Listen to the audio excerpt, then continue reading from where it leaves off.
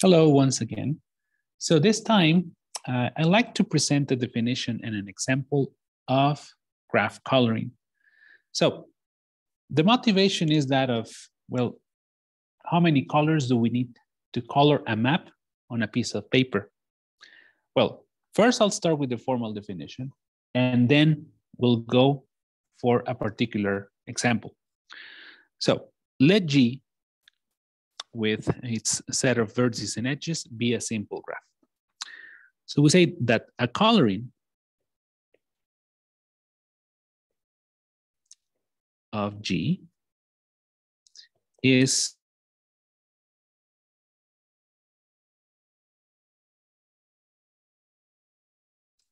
meaning a function from the set of vertices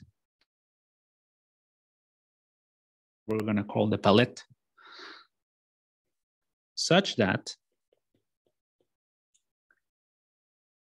for any pair of adjacent vertices,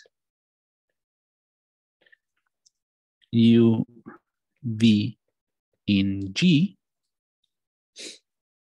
when you apply the function, the assignment to U, you get a different color to the one that you have for V. Now, this is the first definition. There's going to be another two. We take a non-negative integer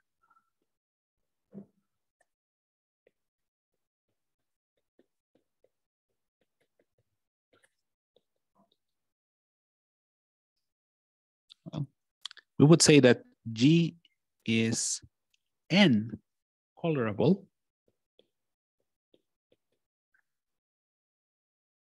if there is a coloring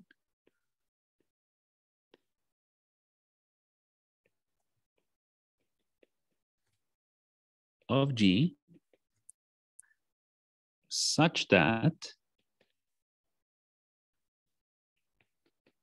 the number of colors is equal to n. And finally, the chromatic number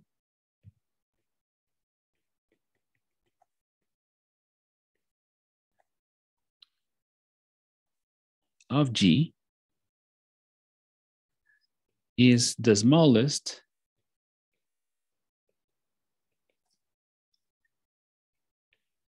integer, positive or non-negative integer n, such that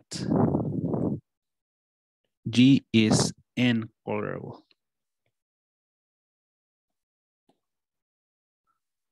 So here we have three definitions that we have to put essentially at the same time.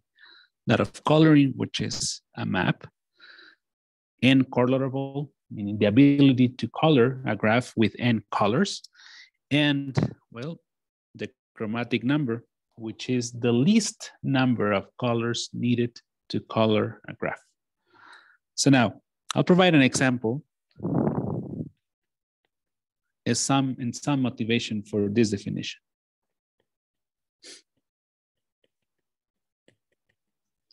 So the idea is the following. Say that you start with a map on a piece of paper.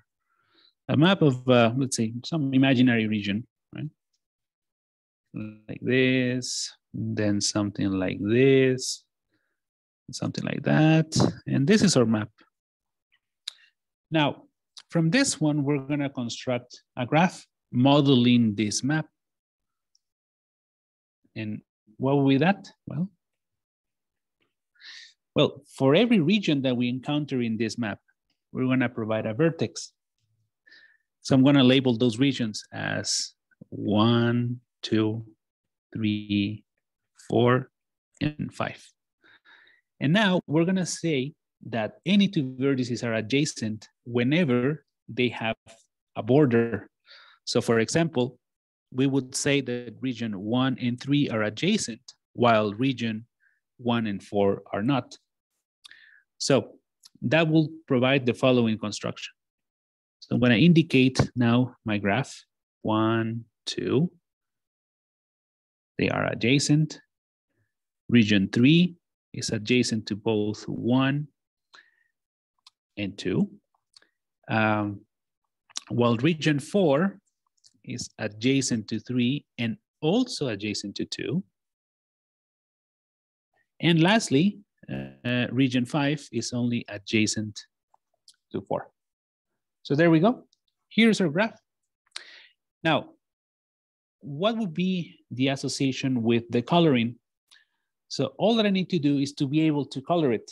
So you may say, well, I can color it with as many colors as I have regions, but well, I think we can do better. So I'm gonna signify the following. Suppose that you say, well, I wanna color this graph now following the rules that I have here. So let's say that I color this as green, this is red, and this is blue. Well, now look, for the vertex label as 4, I cannot color it blue and I cannot color it red, but I may color it as green. And now region 5, I can color it red. So you may say, well, what is the associated mapping here?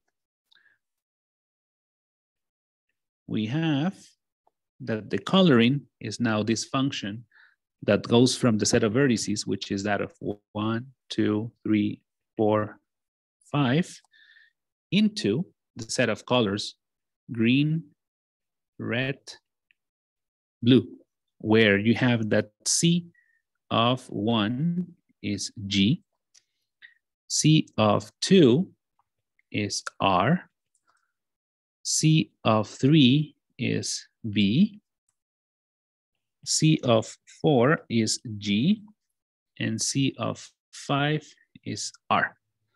And now we can see that it satisfies the definition of a coloring. This is a coloring of the graph. Now, once that we have that available, we're gonna make an implementation, right? So we go back to the original problem. We say, well, what will be the correspondence here? Well, this would say that I have to paint this green. I will have to paint this blue. I will have to paint this red. I will have to paint this red as well. And I can paint this green, just as I did it for the graph itself. Now, there's a question. This means that I can color this graph with 3 colors. In other words, this graph is 3 colorable. But what is the chromatic number of this graph? Well, at most is 3. Could it be less? Well, the problem is that no, it cannot be less. And how do we recognize that? Well, look, within this graph, we have a subgraph that is isomorphic to K3. And K3 needs 3 colors to be colored. And you cannot do it with less. So not only this, we can say that the chromatic number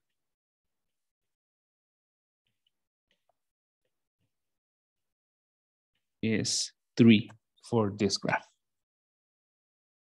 So essentially, we minimize it. We minimize the number of colors. Now, something that is remarkable here that we should mention is that the graph that we have here is planar. We can draw it on a piece of paper without crossings of the edges. That makes me wonder, what is the number of colors needed to color a planar map, a planar graph? Well, let me know if you want me to explore this question in a subsequent video. I hope that you enjoy it. Well, take care.